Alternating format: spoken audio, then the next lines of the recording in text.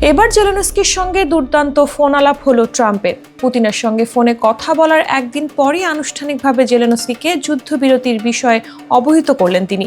Trump ও জেলেনস্কির মধ্যে phone আলাপের বিষয়টি নিশ্চিত করেছে হোয়াইট হাউস। 19 মার্চ হোয়াইট হাউসের ওভাল অফিস থেকে ইউক্রেন প্রেসিডেন্টের কার্যালয়ে ফোন করেন প্রেসিডেন্ট ট্রাম্প। দুই নেতার ফোন আলাপে ইউক্রেন যুদ্ধ বন্ধে সহযোগিতার বিষয়ে সম্মত হয়েছেন জেলেনস্কি। তিনি জানান, পূর্ণ যুদ্ধবিরতি না হলেও রুশ প্রেসিডেন্ট যতটুকুতেই রাজি হয়েছেন তিনি সেটি মেনে নেবেন। এ সময় পূর্ণ যুদ্ধবিরতি কার্যকরে ডোনাল্ড ট্রাম্পকে চেষ্টা অব্যাহত রাখার আহ্বান জানান জেলেনস্কি। হোয়াইট হাউসের পক্ষ থেকে দুই নেতার এ ফোন আলাপকে দুর্দান্ত বলে মন্তব্য করা হয়েছে। ট্রাম্প ও জেলেনস্কি 3 বছর ধরে চলা ইউক্রেন যুদ্ধ বন্ধে একসঙ্গে কাজ করার বিষয়ে আলোচনা করেছেন বলেও জানিয়েছে হোয়াইট হাউস। এর আগে গত 28 ফেব্রুয়ারি হোয়াইট হাউসে জেলেনস্কি ও ট্রাম্পের মুখোমুখি বৈঠকে বাকতর্ক হয়েছিল।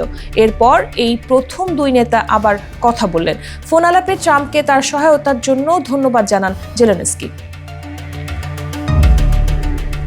এছাড়া শিগগিরই সৌদি আরবে শান্তি চুক্তির আলোচনা নিয়ে কারিগরি দলের কাজ শুরুর বিষয়েও একমত হয়েছেন দুই নেতা।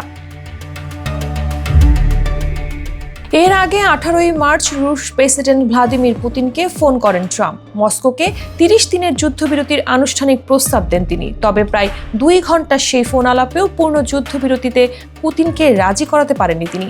শেষ পর্যন্ত মধ্যস্থতাকারী ট্রাম্পের চাপে ইউক্রেনের বিদ্যুৎ ও জ্বালানি অবকাঠামোগুলোয় 30 দিন সব ধরনের সামরিক হামলা বন্ধ রাখতে সম্মত হন পুতিন।